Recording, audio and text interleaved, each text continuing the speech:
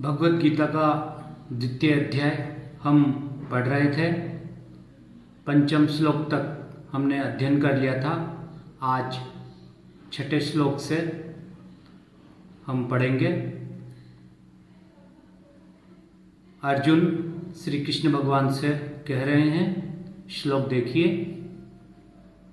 न च एतद् विद्मः कतरन्नो गरीयो यद्वा जयेम यदि वा नो जयेयुः यानेव हत्वा न जिजीविषामः ते अवस्थिताः प्रमुखे धार्तराष्ट्र।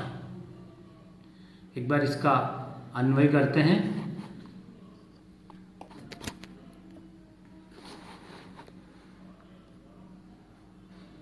नः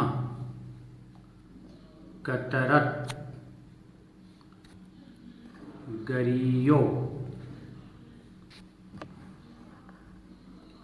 च को हटा देंगे तो इसमें से एक तत् निकलेगा। यहाँ पर एक तत्, फिर च, न विद्मः यत् वा जयेम यदि वा न जयेयुः यान एव हत्वा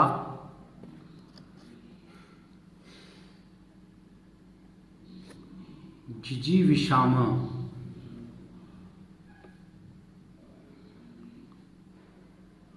न ते अवस्थिताः।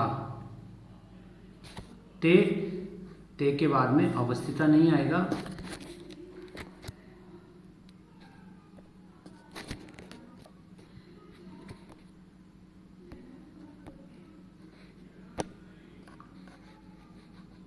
ते धार्तराष्ट्राः अवस्थिता प्रमुखे। अवस्थिता सबसे अंत में आ जाएगा, ये क्रिया है। तो दोबारा देखेंगे इसको। ते एव धार्तराष्ट्रा प्रमुखे अवस्थिता। इस प्रकार से ये अन्वय हो जाएगा। अब इसका अर्थ देखते हैं।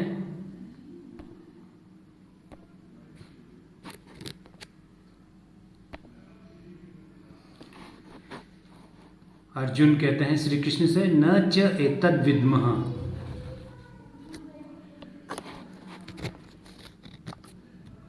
न यानी नहीं, च यानी और, एतद् यानी यह, विद्मः यानी जानते हैं, कतरत, कतरन यानी कितने, न यानी हम, गरीयः, गरीय यानी अधिक श्रेष्ठ है।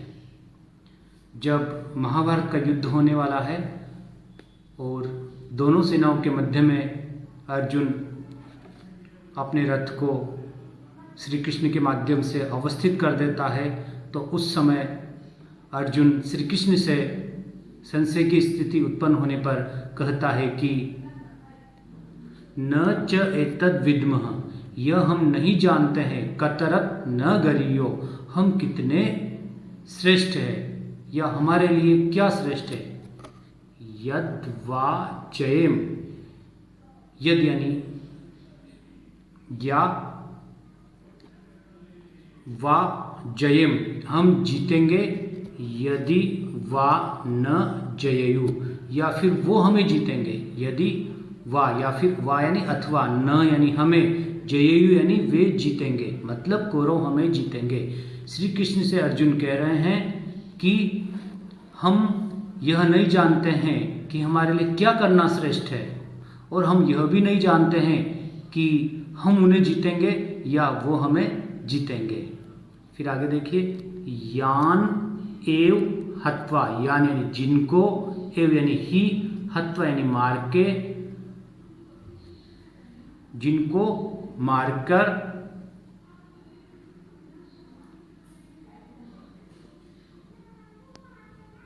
न जिजीविषामः, जिनको मारकर हम, न यानी नहीं, जिजीविषाम यानी जीना नहीं चाहते, ते वे धृतराष्ट्रा प्रमुखे, वे धृतराष्ट्र के पुत्र प्रमुख यानी सामने, अवस्थिता यानी हमारे सामने सम्मुख खड़े हुए हैं। इस प्रकार से अर्जुन ने यहाँ पर अपने मन का पूरा संशय बता दिया है। एक बार पूरे श्लोक को फिर से देखते हैं।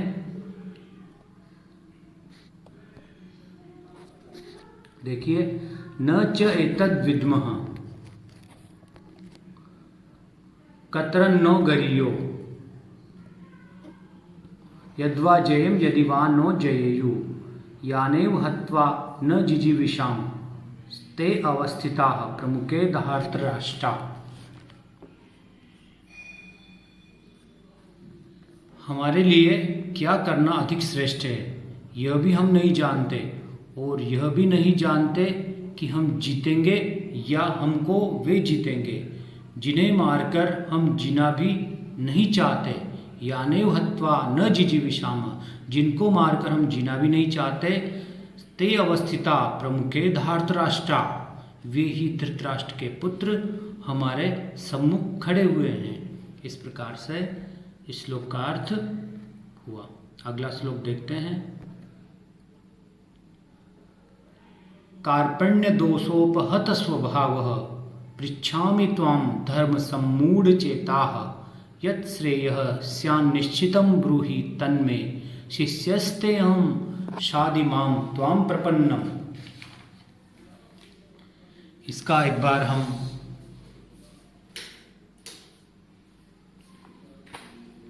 अन्वय करेंगे।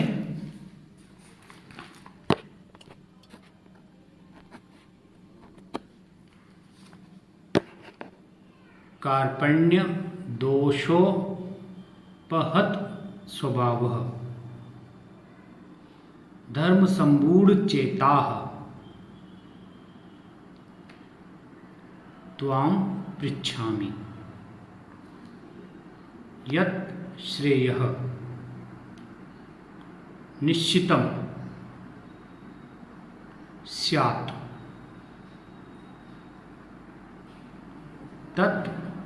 तत् मे ब्रूहि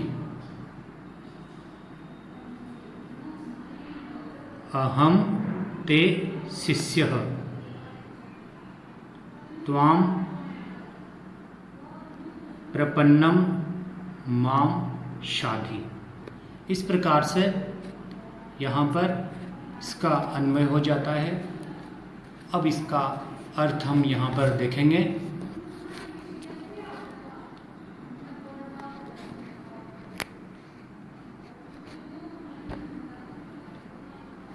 कार्पण्य दोषो उपहत स्वभाव, अर्जुन कह रहे हैं श्री कृष्ण से कि कार्पण्य अर्थात कायरता के दोषों से उपहत यानी दबे हुए स्वभाव वाला, अर्थात संपूर्ण लाइन का अर्थ हुआ कायरता के दोषों से दबे हुए स्वभाव वाला।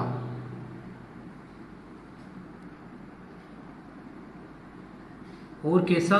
धर्म सम्मूढ़ चेता, अर्थात धर्म के विषय में मोहित हुए चित्त वाला मैं अर्जुन त्वाम अर्थात आपसे हे श्री कृष्ण पृच्छामि पूछता हूँ। क्या पूछता हूँ? अगली दो लाइन में देखते हैं।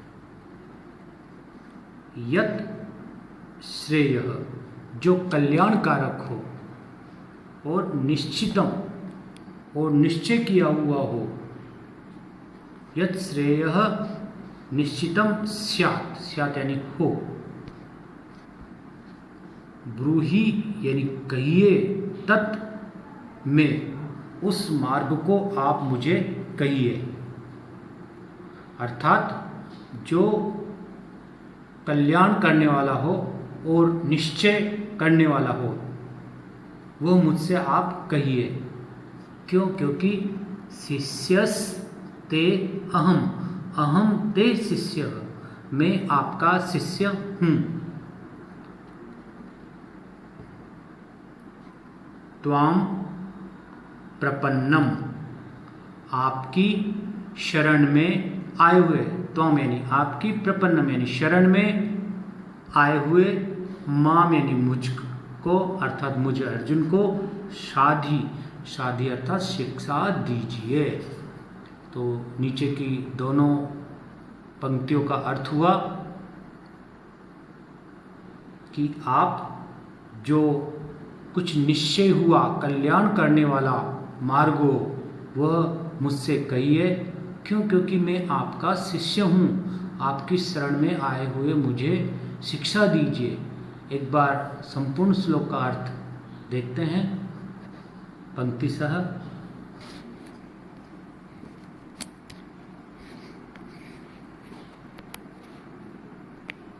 कार्पण्य दोषोपहत स्वभाव अर्थात कायरता के दोषों से दबे हुए स्वभाव वाला मैं, और धर्म सम्मूढ़ चेता धर्म के विषय में मोहित हुए चित्त वाला मैं अर्जुन, त्वाम पृच्छामि हे श्री कृष्ण आपसे पूछता हूँ, यत् जो श्रेयः निश्चितम स्यात् जो कल्याणकारक और निश्चित मार्ग हो, ब्रूहि तन्मे वह मुझसे कहिए आप। क्यों? क्योंकि शिष्यस्ते अहम मैं आपका शिष्य हूँ, और शादी माम त्वाम प्रपन्नम त्वाम प्रपन्नम आपकी शरण में आए हुए, माम यानी मुझे, शादी यानी आप शिक्षा दीजिए। इस प्रकार से यहाँ पर इस श्लोक का अर्थ हुआ। अगला श्लोक देखते हैं। न हि प्रपश्यामि ममापनुद्यात् यच्छोकम उच्छोषणम इंद्रियाणाम अवाप्य भूमौ असपत्नम रिद्धम राज्यम सुराणाम अपि चाधिपत्यम।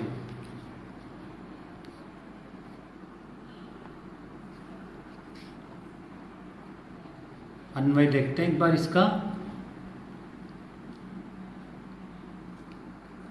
ही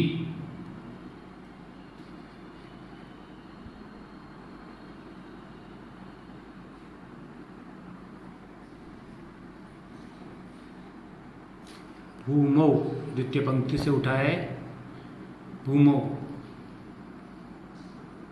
रिद्धम असपत्नम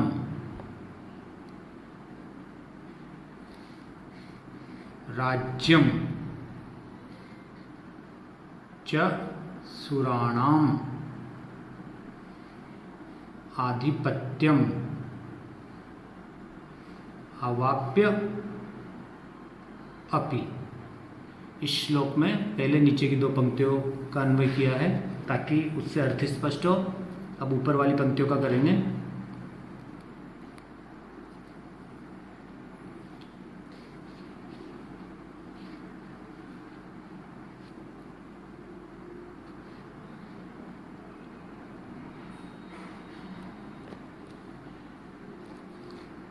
न प्रपश्यामि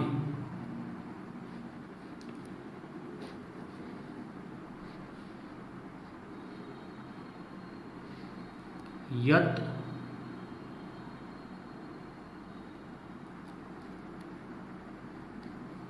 मम इंद्रियाणाम उत्शोषणम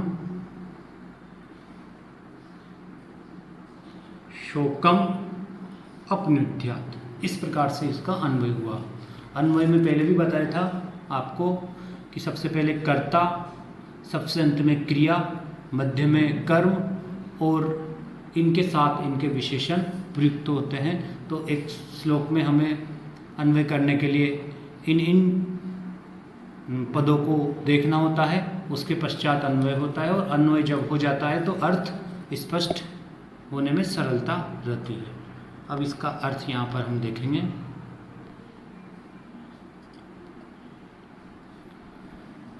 अर्जुन श्री कृष्ण से कहते हैं कि पहले हमने नीचे का देखा था तो वहीं से अर्थ निकलेगा कि हे श्री कृष्ण, न यानी नहीं, ही यानी क्योंकि, नहीं प्रपश्यामि, नहीं देखता हूं। क्या, देखिए,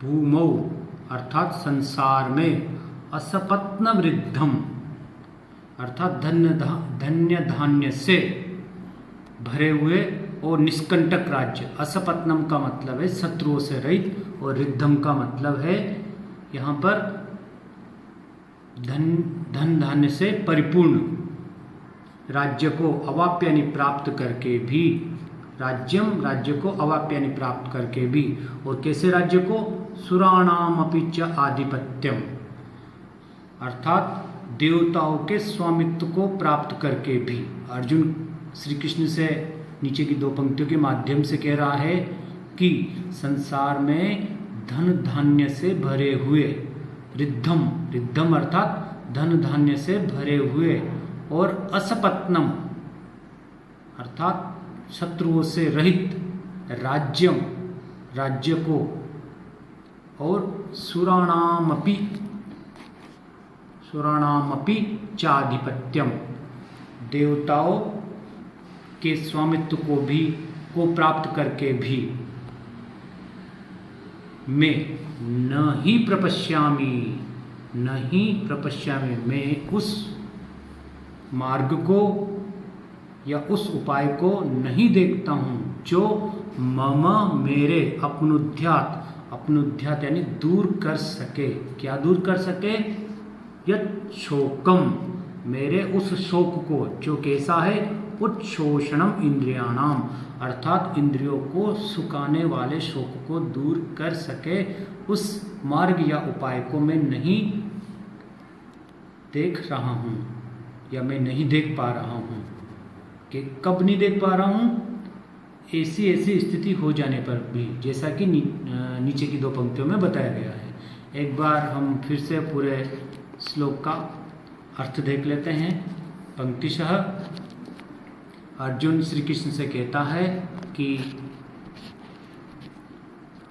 अवाप्य भूमौ असपत्न रिद्धम अर्थात संसार में, भूमौ संसार में धन धान्य से भरे हुए, शत्रुओं से रहित राज्य को और सुराणाम अपि च आधिपत्यम और देवताओं के स्वामित्व को प्राप्त करके भी न प्रपश्यामि मैं उस उपाय को नहीं देख रहा हूँ जो मम इंद्रियाणाम मेरी इंद्रियों को उच्छोषणम सुखाने वाले शोक को यानी जो अपनुद्यत यानी दूर कर सके।